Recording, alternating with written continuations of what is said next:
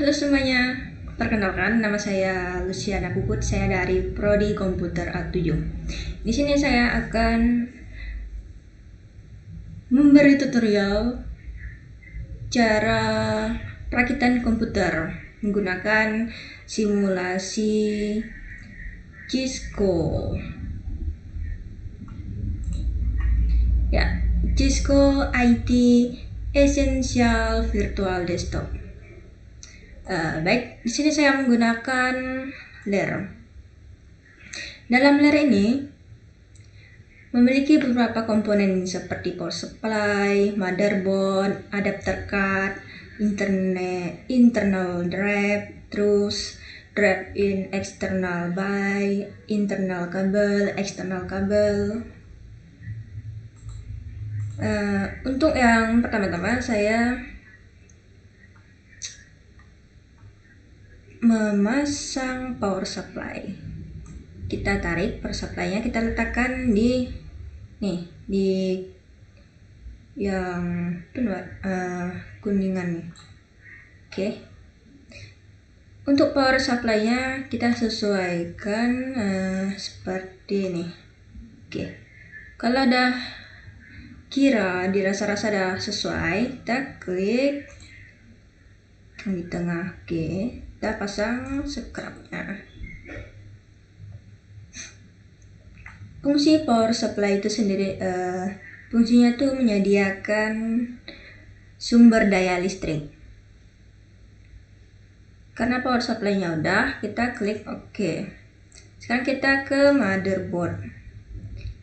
Fungsi motherboard ini dia tuh menghubungkan semua komponen. Ibarat manusia tuh kayak seperti jantung lah. Itu juga dengan komputer. Dia tuh motherboard. Motherboard di komputer tuh seperti jantung gitu. Untuk di motherboardnya, pertama-tama kita pasang RAM. RAM di sini ada dua ya. Ini yang pertama, ini yang kedua. Untuk RAM-nya kita sesuaikan seperti ini. Kalau udah sesuai, kita klik. Oke, klik pin kiri, pin kanan. Terus kita pasang yang RAM kedua. Untuk RAM yang kedua kita sesuaikan seperti yang pertama tadi seperti ini. Kita klik pinnya seperti ini. Oke. Sekarang kita pasang CPU. Ini. Tarik. Untuk pemasangan CPU itu sendiri kita menggunakan lebihnya pemasangan itu ada tanda, seperti tanda segitiga gitu ya. Nah, ini ujungnya nih, sesuaikan dengan yang di bawah ini. Ini ada tandanya nih. Dia tuh sedikit ya nampaknya. Kalau udah sesuai, kita klik OK. Kita tutup soketnya begini, selesai. Karena CPU-nya selesai, CPU sendiri fungsinya itu yaitu sebagai otak dari komputer. Dia tuh otak dari komputer, seluruh komponen-komponen yang ada di komputer ini. Nah, kalau udah CPU-nya kita pasang thermal kompen, begitulah kira-kira ya, atau pasta. Ini kita pasang pastanya. Ini gunakan untuk mendinginkan prosesornya biar tidak cepat panas, terus biar jangka pemakaiannya lama juga. Ini heatsinknya gunanya tuh sebagai pendingin juga, sama dinginkan suhu di perangkat-perangkat komputer nih. Kalau heatsinknya udah, pinnya udah diklik, kita pasang kabelnya. Kita pasang. kita sesuaikan cara pemasangannya seperti ini ya, yang benar. Kita klik tengahnya. Oke. Nah, kalau udah selesai semuanya, komponen yang di motherboardnya ini udah selesai semuanya, kita di sini ada icon install motherboard. Ini kita klik. Oke. Nah, untuk pemasangannya ini jangan sampai salah ya, masang motherboardnya. Kita pasangnya seperti ini. Udah, kita klik. Oke. Sekarang kita pasang scrubnya biar motherboardnya tidak mudah lepas nanti ya. Kalau udah, kita klik oke. Karena motherboardnya sudah semua, kita ke adapter card. Di sini ada nih, kita masangnya sebelah sini. Nah, kita pasang scrubnya. Ini fungsinya tuh sebagai jembatan penghubung koneksi gitu, menghubung ke jaringan satu sama jaringan yang lainnya, atau biasanya disebut jembatan.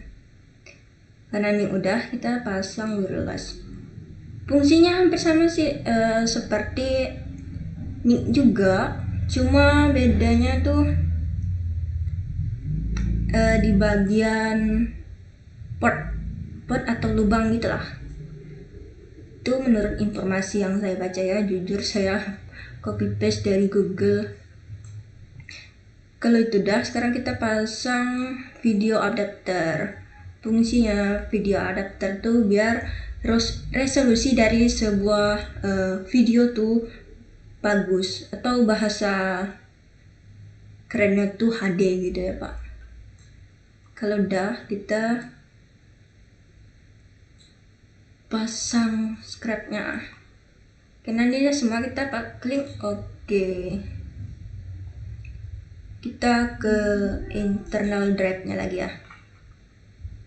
Untuk pemasangan internal drive-nya, kita yang pertama pasang hard disk. Hard disk fungsinya itu sebagai penyimpanan data secara permanen. Nah, di sini letak hard disknya. Sekarang kita letakkan scrubnya di sini biar hard disknya tidak mudah lepas ya. Kita pasang, kita klik oke. Terus habis itu kita pasang driver in external by. Kita pasang, tarik, pasang, tekan di sini di atas, terus sesuaikan dengan ini, kita klik ikonnya, oke. Scrubnya ya. Sekarang pasang floppy drive. Sesuaikan dengan ini. Oke.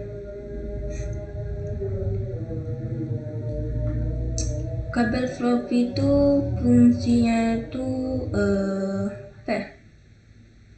menghubungkan satu atau lebih floppy ke komputer lainnya. Begitulah lebih dan kurangnya.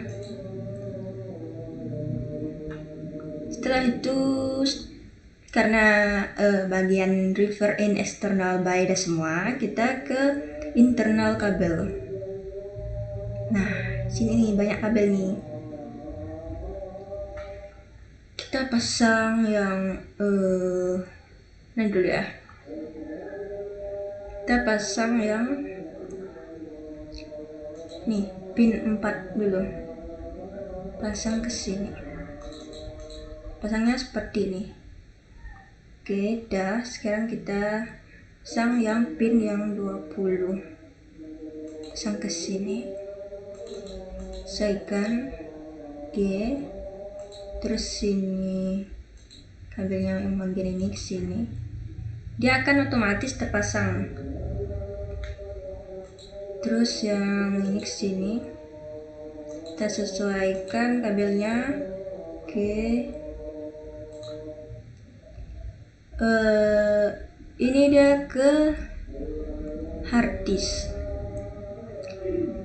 Dia tuh install ke hard disk ini. Dia akan otomatis terpasang sendiri ya. Untuk nih back pen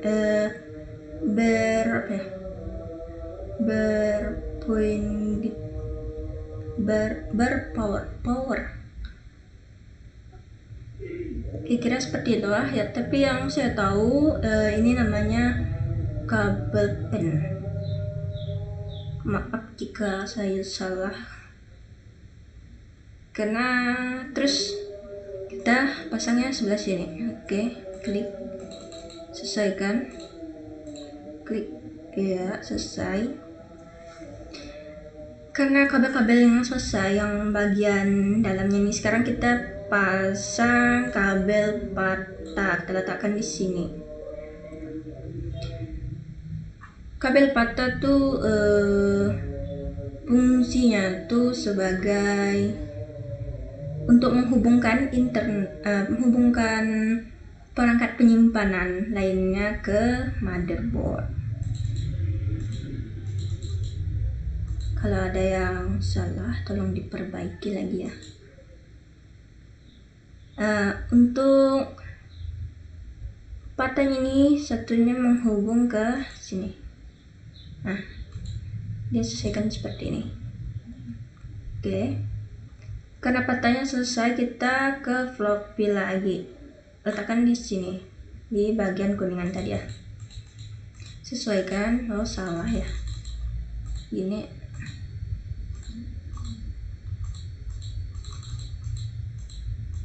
Klik. Salah.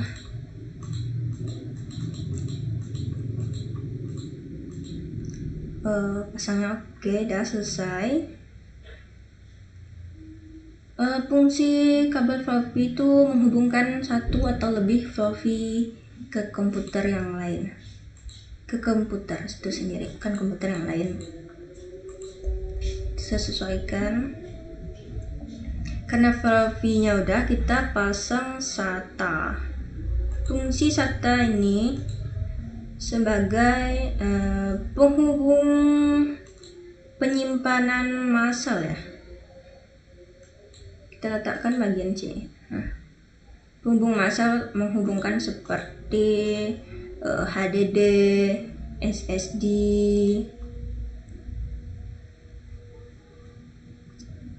Sekarang kita, karena ini selesai semua, internal kabelnya sudah selesai semua, kita beralih ke eksternal kabel lagi ya. Di sini untuk pemasangan yang bagian terakhirnya, kita pasang casing panel. Kita tarik, tak ya udah. Karena udah terpasang, kita pasang lagi scrap panel ya, panel scrap maksudnya. Gunanya tuh biar casingnya tidak mudah lepas, makanya dibutuhkan panel scrap. Karena panel scrapnya udah, kita pasang kabel monitor lagi. Oke, klik. Kabel monitornya udah. Kabel monitornya tuh menghubung ke monitor biar menampilkan gambar di layar.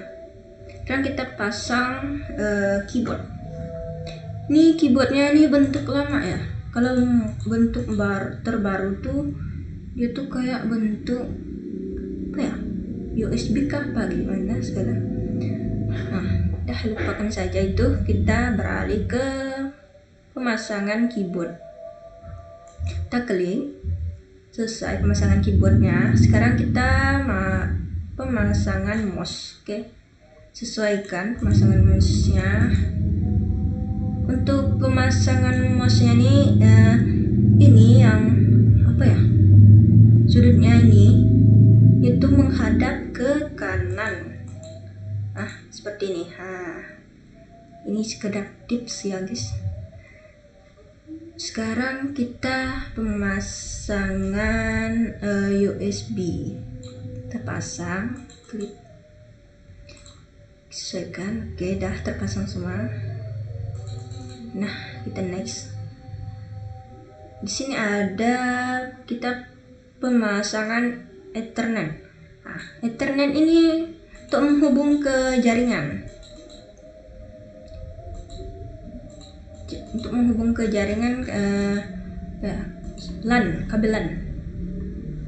Karena Ethernet selesai, kita pasang wireless antena.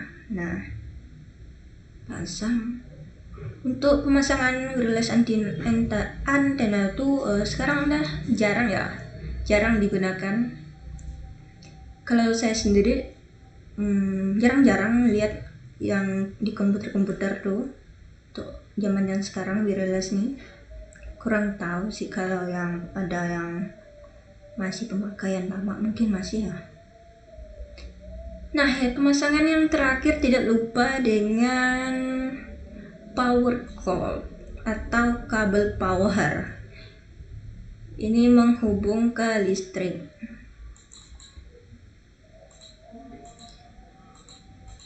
Kita sesuaikan. Oke, ya kita sesuaikan gimana nih. Oke, kita coba lagi. Kabelnya sensitif ya, jadi kita harus bersabar. Oke, selesai. Beginilah bentuknya. Karena udah selesai, kita klik oke. Kita review lagi ya. Oke, selesai ya. Ini bentukan dari komponen-komponen yang kita pasang tadi. Nah, sekian tutorial dari saya. Kalau ada kata atau salah, mohon diperbaiki karena ada sedikit copy paste dari Google. Sekian dari saya, Pak. Terima kasih.